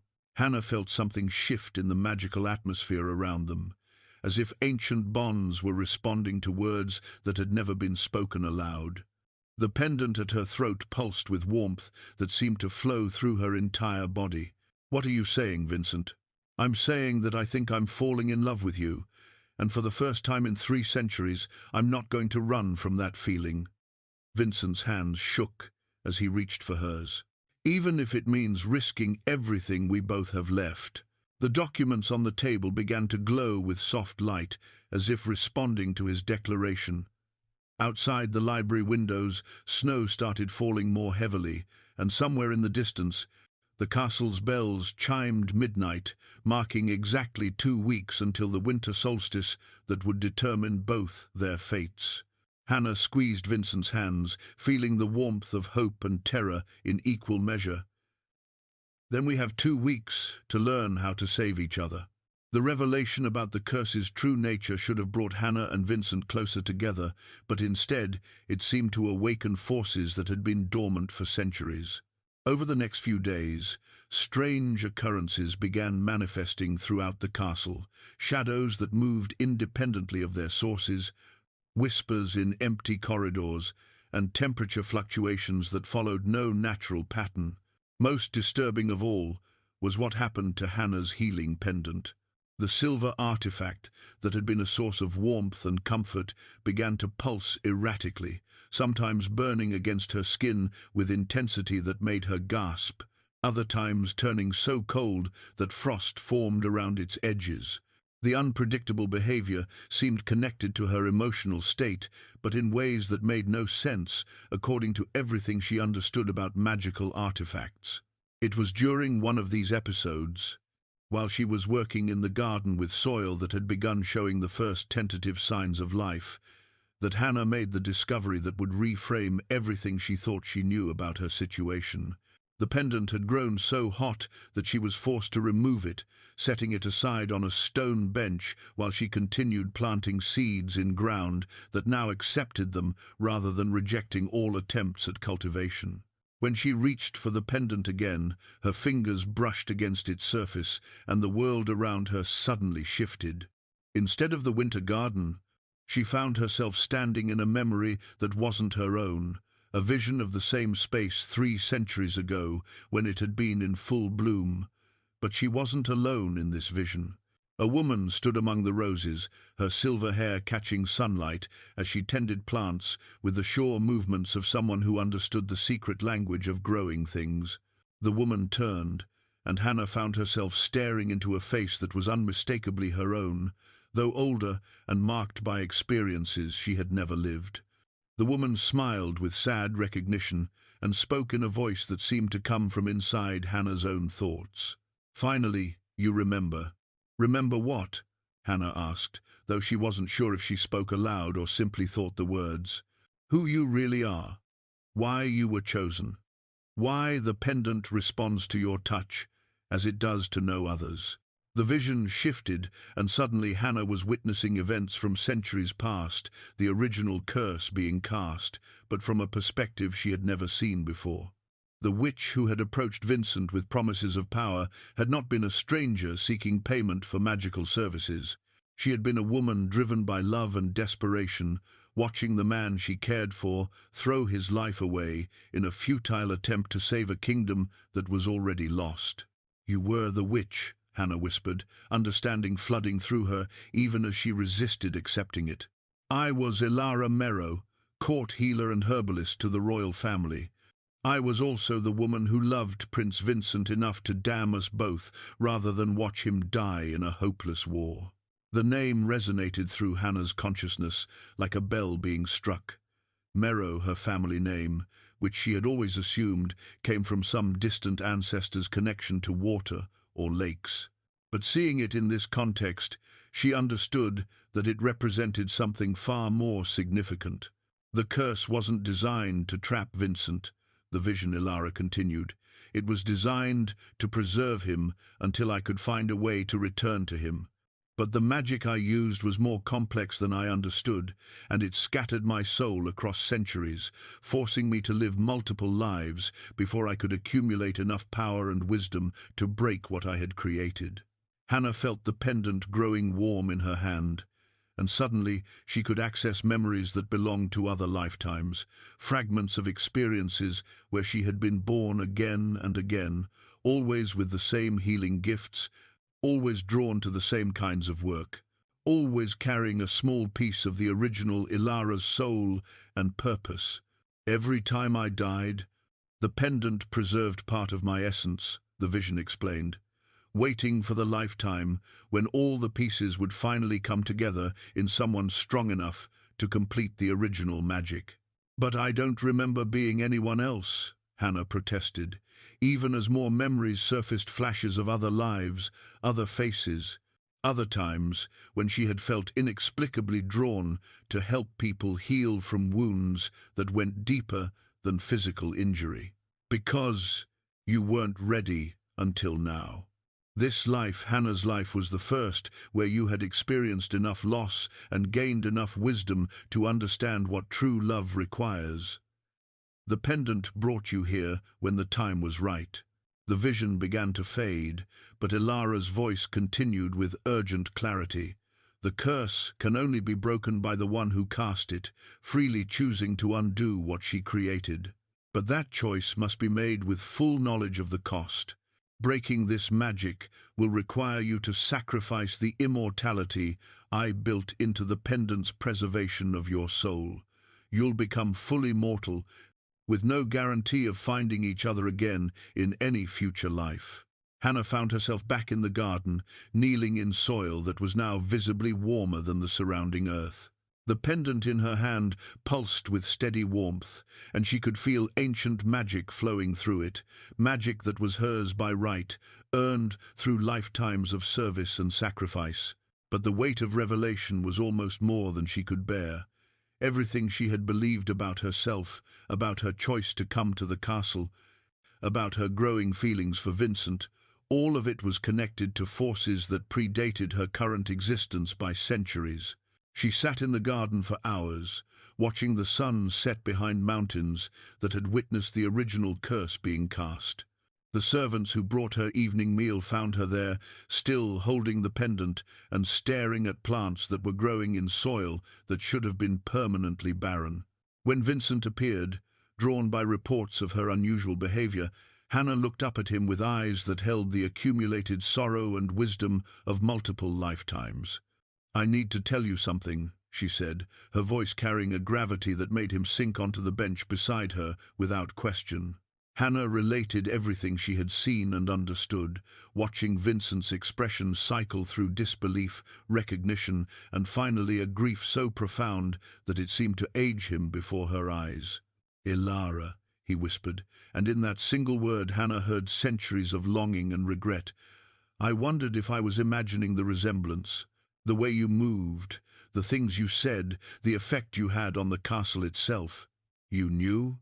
Part of me suspected, but I was afraid to hope." Vincent's hands shook as he reached for her face, tracing features that were familiar yet transformed by this life's experiences. "I've been waiting for you to come back to me, but I never imagined it would be like this." Hannah leaned into his touch, feeling the rightness of a connection that transcended single lifetimes. But she also felt the weight of the choice that lay ahead, the decision that would determine not just their immediate fate, but the shape of whatever time they might have together. "Vincent, if we break the curse, I won't be immortal anymore. This will be my last lifetime. When I die permanently. And if we don't break it, then you remain trapped, and I'll eventually die anyway, only to be reborn again without memories of this life or our love." Hannah closed her eyes, feeling tears she hadn't expected to shed. "Either way, we lose something precious." Vincent was quiet for a long time, holding her while snow began to fall around them and the impossible garden continued its defiant growth. When he finally spoke, his voice carried the certainty of someone who had found his answer in the depths of despair. "I would rather have one mortal lifetime with you, really with you, free from curses and magical obligations, than an eternity of waiting for the next time you might remember who we are to each other." Hannah opened her eyes and saw in his face the same resolution that was growing in her own heart. "Then we have 10 days to prepare for the solstice ritual. 10 days to learn how to break 3 centuries of magic. 10 days to choose love over safety, just as the original witch intended." Around them, The castle itself seemed to respond to their decision. The air grew warmer, the snow fell more gently, and somewhere in the depths of ancient stone, magic that had been rigid for centuries began to flow with the possibility of change. But in the distance, barely audible above the wind, came the sound of something stirring in response to their plans, something that had a vested interest in ensuring that the curse remained unbroken and that would not yield its power without a fight. The 10 days that followed Hannah's revelation passed with the strange intensity of time running short. Now that they understood the true nature of their bond and the approaching deadline, every moment carried weight that made ordinary activities feel charged with significance. The castle itself seemed to respond to their growing determination, with corridors that had been cold for centuries, warming slightly, and rooms that had felt dead beginning to show signs of renewed life. Hannah spent her mornings working with the ancient magical texts, trying to piece together the exact requirements for the solstice ritual. The original curse had been complex, woven through multiple layers of protection, and powered by sources that went far deeper than simple blood magic. Breaking it would require precision, perfect timing, and a level of mutual sacrifice that neither she nor Vincent fully understood yet. Vincent, meanwhile, found himself confronting aspects of his vampiric nature that he had accepted without question for centuries. If the curse was broken, what would become of the supernatural abilities that had defined his existence? Would he become mortal again, aging rapidly to catch up with the centuries he had lost? Would he simply cease to exist, his extended life ending the moment the magic that sustained it was removed? These questions became more urgent when they discovered that breaking the curse would require both of them to give up the things that had kept them anchored to existence. For Vincent, that meant willingly surrendering the immortality that had protected him from every threat except loneliness. For Hannah, it meant releasing the magical preservation that had allowed her soul to persist across multiple lifetimes, accepting that this incarnation would be her last. But their preparations were complicated by forces neither had anticipated. The castle's servants, who had maintained their ethereal existence through the stability of the curse, began showing signs of distress as the magical foundations of their reality started to shift. Elena, the servant who had shown the most personality, sought out Hannah with visible desperation. "My lady," she said, her form flickering more dramatically than usual, "what you and the master are planning, it will unmake us entirely." Hannah looked up from the texts she had been studying, noting how Elena's appearance had become increasingly translucent over the past week. "I know. I'm sorry. We don't ask for life," Elena continued, her voice carrying a quality that was almost pleading. "We never expected true existence again. But this half-state has become precious to us in ways we didn't understand until it began slipping away." "What would you have us do?" Hannah asked gently. "Remain trapped forever to preserve an existence that isn't truly living?" Elena was quiet for a long time, her form solidifying and dissolving in waves that seemed to follow her emotional state. "No," she said finally, "but we wanted you to know that your freedom comes at the cost of our complete dissolution. If that knowledge changes your decision, we would understand." The conversation stayed with Hannah throughout the day, adding another layer of complexity to choices that were already almost impossibly difficult. When she shared Elena's words with Vincent that evening, she saw her own conflicted feelings reflected in his expression. "They've been loyal for centuries," he said quietly. "They deserved better than to be collateral damage in magical workings they never chose to be part of. Is there a way to free them instead of simply destroying them?" Vincent shook his head. "Their existence is entirely dependent on the curse's power. When the magic ends, they end with it. There's no middle ground." It was while they were grappling with these ethical implications that the next complication arose. The village, which had seemed to accept Hannah's selection with their usual resigned acceptance, began showing signs of unrest. Reports reached the castle of families fleeing in the night, taking only what they could carry, and leaving homes that had been in their bloodlines for generations. The reason became clear when a delegation arrived at the castle gates 3 days before the solstice. William Hartwell, Margaret's father, led a group of village elders who had come to deliver an ultimatum that neither Hannah nor Vincent had expected. "We know what you're planning," Hartwell said without preamble when they were granted audience in the great hall. "The whole valley can feel the magic stirring. Whatever ritual you intend to perform on the solstice, it's going to change everything." "That's the intention," Vincent replied carefully. "But what if we don't want change?" asked another elder, an elderly woman whose family had lived in the valley since before the curse began. "This arrangement has protected us for centuries. Yes, we've paid the price of one maiden each 100 years, but in return we've been safe from wars, plagues, and the kinds of disasters that have destroyed other communities." Hannah felt a chill that had nothing to do with the winter cold. "You're saying the curse has been protecting the village?" "The Lord's power creates a barrier around our lands," Hartwell explained. "Nothing truly harmful can take root here as long as the magic holds. Break the curse, and we're just another vulnerable settlement in a dangerous world." The delegation went on to explain that their research into the village's history had revealed a pattern they hadn't previously understood. Every attempt by outside forces to threaten their community, invasions, diseases, natural disasters, had been deflected or minimized by the supernatural influence that radiated from the castle. The curse wasn't just binding Vincent and his brides, it was creating a protective sphere that had kept an entire population safe for 3 centuries.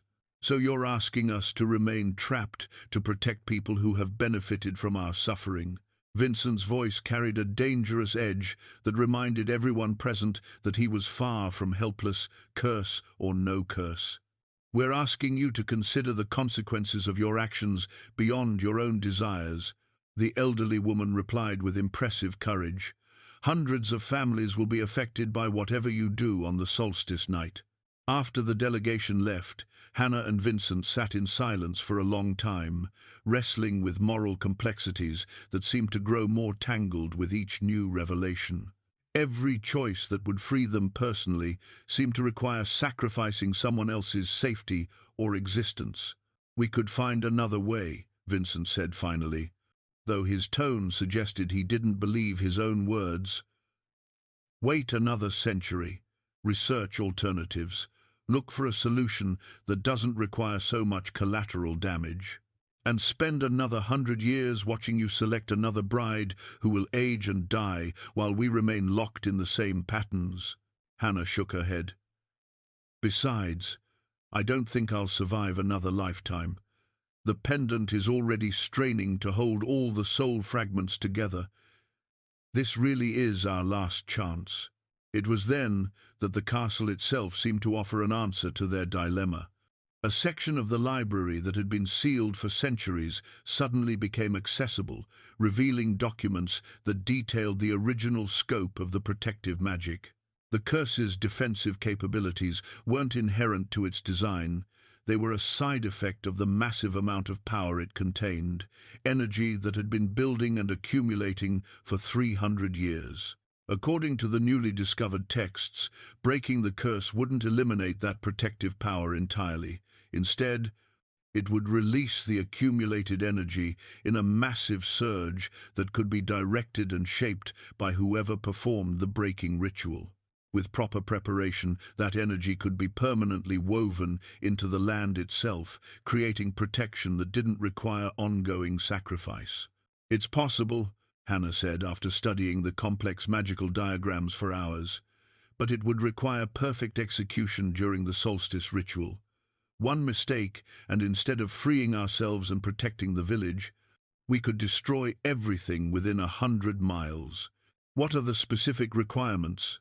Hannah pointed to passages written in multiple languages, some of which she was still struggling to translate. "Complete honesty between the participants. Absolute certainty about what each person is willing to sacrifice. and the ability to channel the released power through a focus object that can contain and redirect magical energy of unprecedented intensity. Vincent was quiet as he studied the diagrams, but gradually his expression shifted from concern to something approaching hope. The pendant. It's been accumulating and storing magical energy across multiple lifetimes. If any artifact could handle the power release, it would be that one. Hannah touched the silver pendant at her throat, feeling its warm pulse respond to her attention. The artifact had grown heavier over the past week, as if it were indeed filling with power in preparation for the solstice ritual. "There's something else," she said, pointing to a section of text that had been annotated in Vincent's mortal handwriting. The original Elara left instructions. The ritual requires both participants to make their sacrificial choices simultaneously, without coercion or reservation. If either person holds back any part of their commitment, the magic will turn destructive instead of transformative. What does that mean in practical terms? It means that on the solstice night, we'll have one moment, probably lasting no more than a few seconds, to choose each other over everything else we value. Our immortality, our individual survival, our safety, our fears about the future. Hannah met his eyes with an intensity that made the pendant flare brighter. We'll have to love each other enough to risk losing everything, trusting that what we build together will be worth more than what we surrender separately. Outside the library windows, snow was falling heavily, and the village lights seemed dimmer than usual as families continued to flee the approaching magical storm. But in the distance, barely visible through the winter darkness, other lights were approaching travelers, drawn by the same magical instability that was driving the villagers away. Some came seeking power, hoping to claim whatever energy the breaking curse might release. Others came with protective intentions, representing magical authorities who believed that any change to such ancient magic posed a threat to the broader supernatural balance. And a few came with purposes that neither Hannah nor Vincent could yet understand, carrying artifacts and knowledge that would play crucial roles in the approaching solstice confrontation. "We have 3 days to prepare," Hannah said, watching the approaching lights with growing apprehension. 3 days, to get ready for the most important moment of our lives, however many lives we may have lived. 3 days, to choose love over fear, just as Elara always intended. But even as they spoke of love and choice and redemption, both could feel the weight of approaching conflict. The forces gathering around their valley were not all friendly, and the solstice ritual would have to be completed despite opposition from powers that had their own reasons for wanting the curse to continue unchanged. The winter solstice arrived with an unnatural stillness that made every sound sharp and crystalline in the frozen air. Hannah woke before dawn to find that snow had stopped falling entirely, leaving the world wrapped in perfect silence. Outside her windows, the approaching sunrise painted the sky in shades of gold and crimson that seemed too vivid for the depths of winter. But it wasn't just the weather that felt different. The castle itself hummed with barely contained energy, as if 3 centuries of accumulated magic were straining against their bonds in anticipation of release. The pendant at Hannah's throat pulsed with heat that made her skin tingle, and every mirror in the castle showed reflections that seemed slightly more real than the people casting them. Vincent found her in the garden, where impossible flowers had bloomed overnight in defiance of season and logic. Roses bloomed alongside herbs that should have been dormant, and the very air shimmered with magical potential that made breathing feel like inhaling light. "The other powers have arrived," he said without preamble, his expression grim despite the wonder surrounding them. "The magical authorities sent representatives to ensure the curse isn't broken. The local covens want to claim the released energy for their own purposes. And there are others, older things, that have been drawn by the possibility of feeding on magic this powerful." Hannah nodded, unsurprised by this development. "How long do we have?" "Until sunset. The solstice ritual must be performed at the exact moment of the sun's death, when the boundaries between worlds are thinnest. Vincent moved closer, and she could see the strain in his face, 3 centuries of careful control, balanced against the knowledge that everything would change within hours.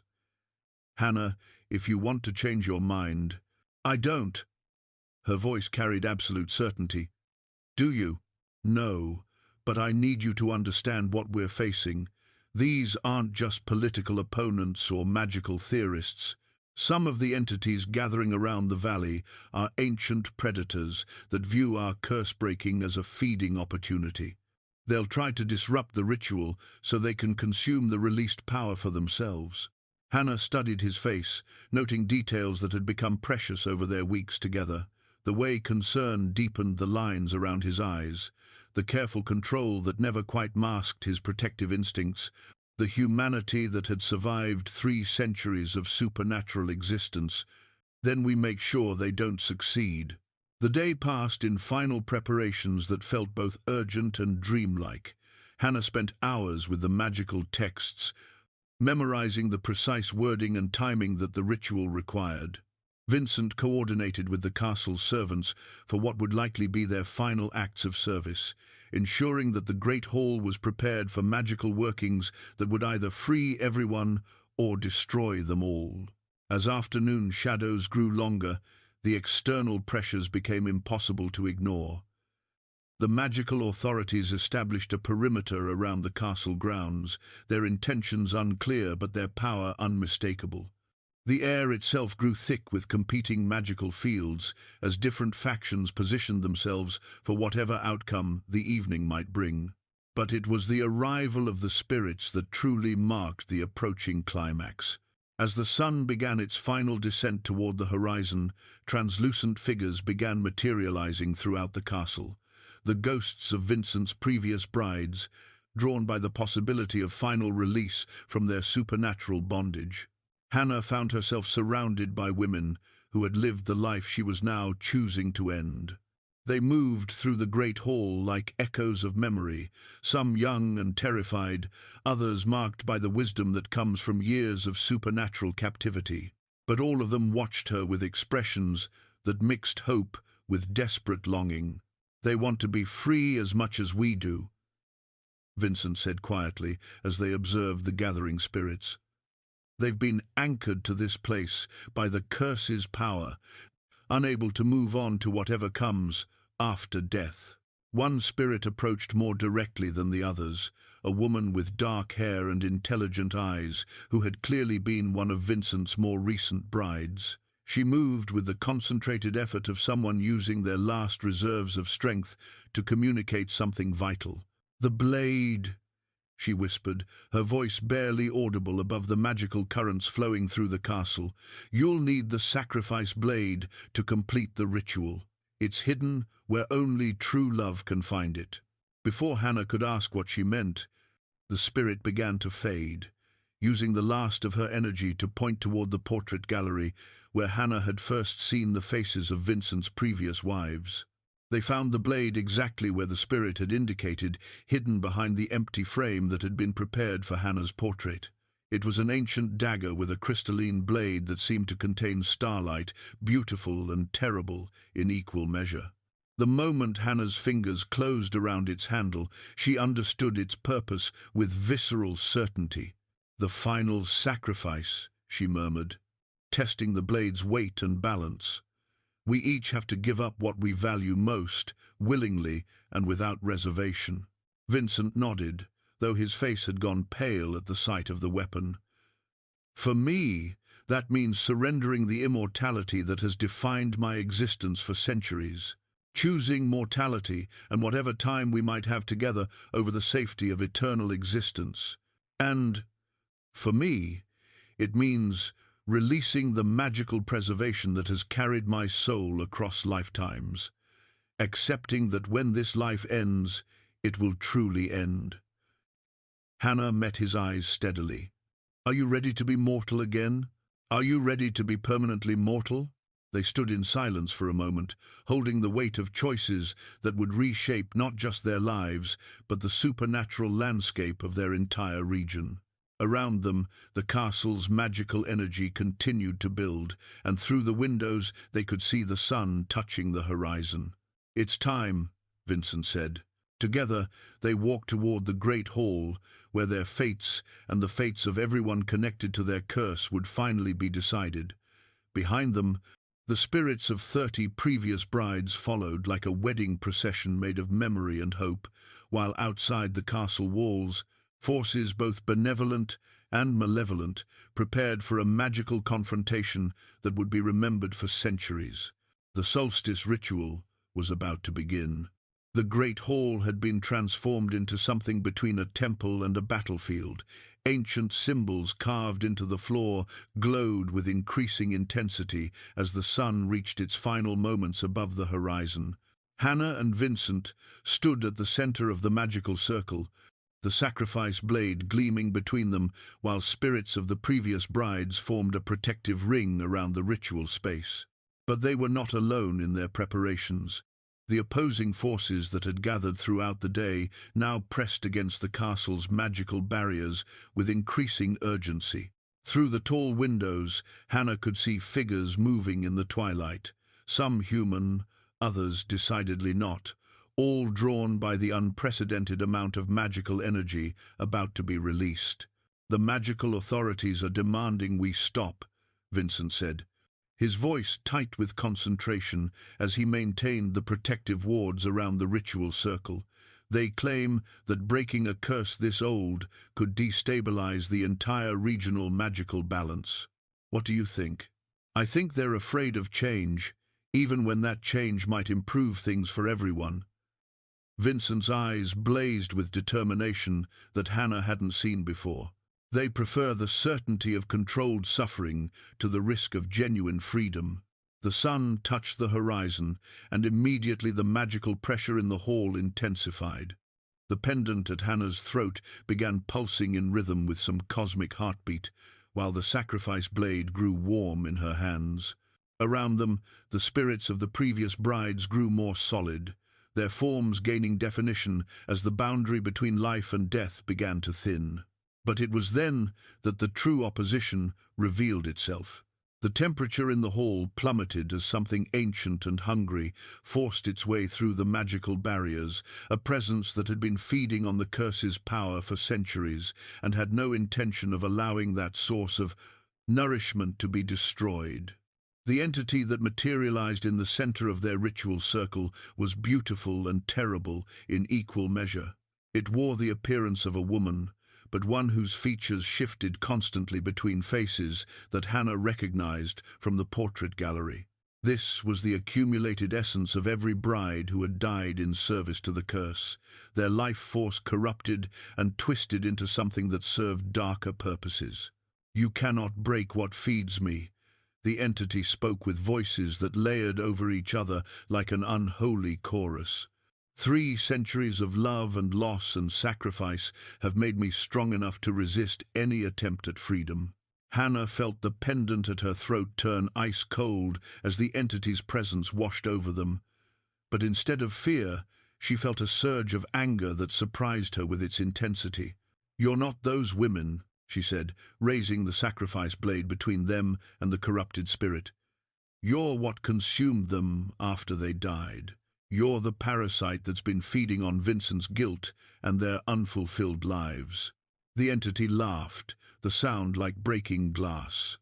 "I am what they became when love failed them, when sacrifice meant nothing, when their deaths served only to strengthen chains that could never be broken."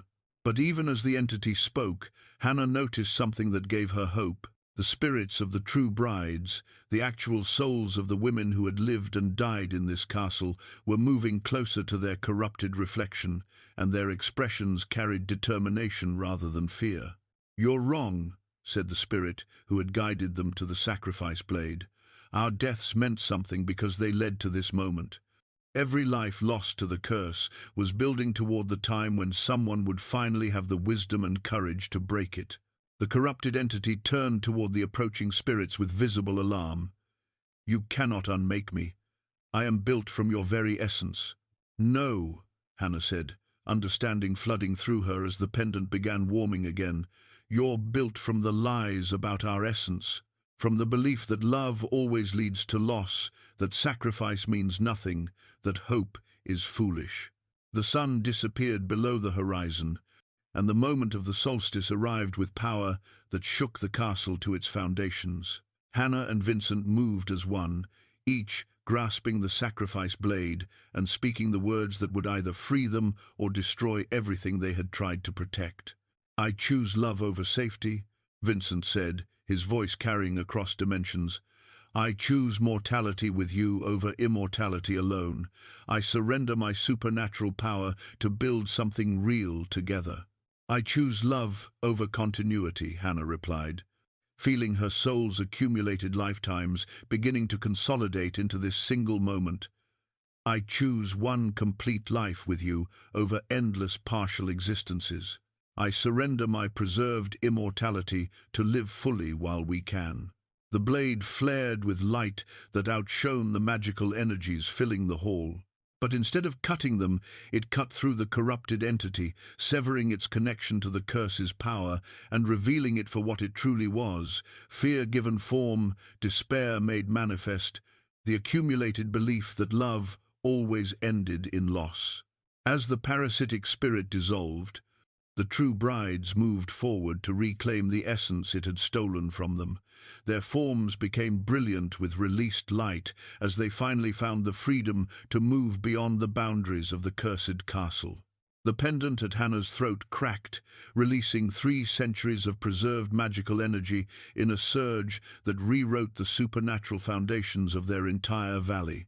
But instead of destroying everything, the power flowed through Hannah and Vincent's joined hands into the land itself, creating permanent protections that would outlast any individual lifetime.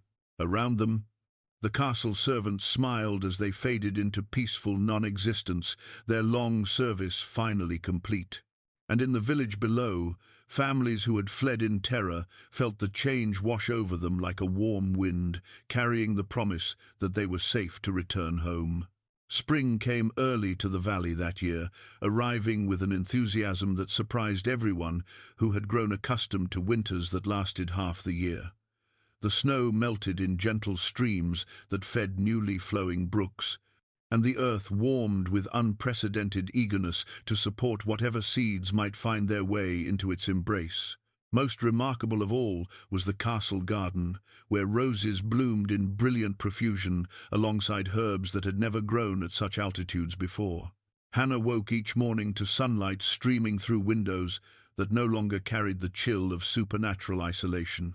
The pendant that had guided her through lifetimes now lay quiet against her throat, its silver surface warm but no longer pulsing with magical energy. Its work was complete, and like her, it had settled into the peaceful rhythm of a single, fully committed existence. Vincent stirred beside her, and she marveled again at the changes that mortality had brought to his features. Where immortal perfection had once made him seem carved from marble, human imperfection had returned warmth and character to his face. Grey touched his temples now, and lines around his eyes spoke of laughter shared and worries carried together. He was aging rapidly as his body caught up with its proper timeline, but the change brought life rather than decay. "Good morning, my love," he murmured, his voice carrying the slightly rough quality that came from truly restful sleep, something he had rediscovered along with his mortality. "Good morning. How are you feeling?" It had become their daily ritual, this checking in on his adjustment to human limitations. The transition from vampire to mortal had been complex, involving not just the loss of supernatural abilities, but the return of physical needs and sensations he had forgotten across centuries. "Hungry," he said with a smile that would have been impossible during his immortal years. "Actually, genuinely hungry for food that will nourish me, and grateful for every sensation that reminds me I'm truly alive." They dressed and made their way to the breakfast room, where Elena, now fully human and serving by choice rather than supernatural compulsion, had prepared a meal that filled the castle with the kinds of warm, domestic smells that had been absent for centuries. The former servant had chosen to remain when offered the option of leaving, explaining that the castle had become her home in ways that transcended magical obligation. "The village delegation will arrive this afternoon," Elena reported as she served fresh bread that she had baked herself. "They're bringing the seeds you requested, my lady, and reports from the families who have returned." The restoration of the village had been gradual but steady. Once the families understood that the magical protection of their valley had been preserved and strengthened rather than destroyed, they had begun returning with enthusiasm that bordered on celebration. The curse's breaking had not left them vulnerable. Instead, it had given them a kind of safety that didn't require anyone's suffering to maintain. Children now played in the castle courtyard, their laughter echoing through halls that had been silent for generations. Young couples sought Hannah's blessing for their marriages, understanding that someone who had broken such powerful magic might have wisdom to offer about building lasting love. Elderly villagers brought their ailments to the castle, where Hannah continued her healing practice with herbs grown in soil that now responded to cultivation with almost supernatural enthusiasm. "There's something else," Elena continued, her expression carrying the kind of mischief that came from sharing particularly good news.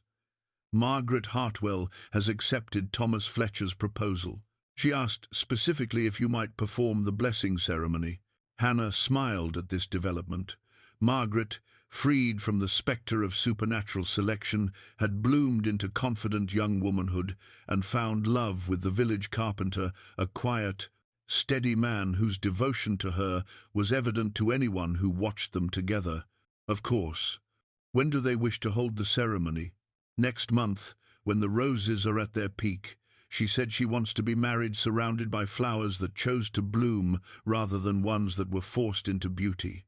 After breakfast, Hannah and Vincent walked through the castle grounds, noting the changes that continued to manifest as the seasons progressed. The protective magic that had been woven into the land itself was subtle but powerful, creating an environment where life flourished with unusual vigor, while harmful influences found no purchase.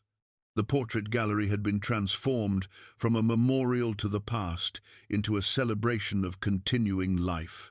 The paintings of previous brides remained, but now they were accompanied by windows that let in natural light and small gardens that brought the outdoors inside. The empty frame that had awaited Hannah's portrait now held a mirror that reflected whoever looked into it, a reminder that the story was no longer about preserved memory, but about present reality. "Do you ever regret it?" Hannah asked as they paused in the gallery. "Giving up immortality, accepting the limitations of human existence?" Vincent considered the question with the careful attention it deserved. "I regret the centuries I spent believing that love was too dangerous to risk. I regret the years my previous wives lived in comfortable captivity rather than genuine partnership. But regret this?" He gestured to encompass not just the gallery but their entire transformed life. "Never." They continued their walk to the highest tower, where the view now showed a valley green with early spring growth. Villages that had been grey with resignation when Hannah first arrived now showed the bright colours of renewed prosperity. Smoke rose from chimneys in patterns that spoke of thriving households, and the roads showed the traffic of trade and social connection rather than fearful isolation. "I've been thinking about the future," Vincent said, as they stood together looking out over the transformed landscape, "about what we want to do with whatever time we have left." "What have you been thinking?" "That I'd like to travel. See how the world has changed during the centuries I spent locked away. Meet people who don't know our history and judge us only by who we choose to be now." Vincent turned to face her directly. "But only if you're willing to leave this place that has become so much your creation." Hannah considered the proposal, weighing her attachment to the castle and village against the appeal of discovering what lay beyond the valley that had contained her entire current lifetime. "The garden will continue to grow without my constant attention," she said finally. "The village has learned to thrive independently." And Elena can manage the castle's daily needs better than either of us ever could. So? So yes, I'd like to see the world with you. I'd like to experience all the parts of life that were impossible when we were bound by supernatural obligations. Vincent's smile lit up his entire face, and Hannah was struck again by how mortality had returned, expressiveness to features that immortality had frozen into beautiful perfection. Where shall we go first? Somewhere warm, Hannah said immediately. Somewhere we can sit in natural sunlight without worrying about magical barriers or supernatural enemies. Somewhere we can be ordinary people in love, getting older together and finding joy in simple pleasures. As if responding to their plans, a warm breeze stirred around them, carrying the scent of blooming flowers and new growth. In the distance, the village bells rang out in celebration of another wedding, another birth, another small miracle of people choosing love over fear. They had broken a curse that had lasted 3 centuries, freed dozens of trapped souls, and created protections that would safeguard their valley for generations to come. But perhaps more importantly, they had proven that love, real, honest, committed love, was indeed powerful enough to overcome any obstacle, given enough courage and the willingness to choose each other over individual safety. The pendant at Hannah's throat pulsed once more, very gently, as if offering a final blessing before settling into permanent quiet. Their magical journey was complete, but their human adventure was just beginning.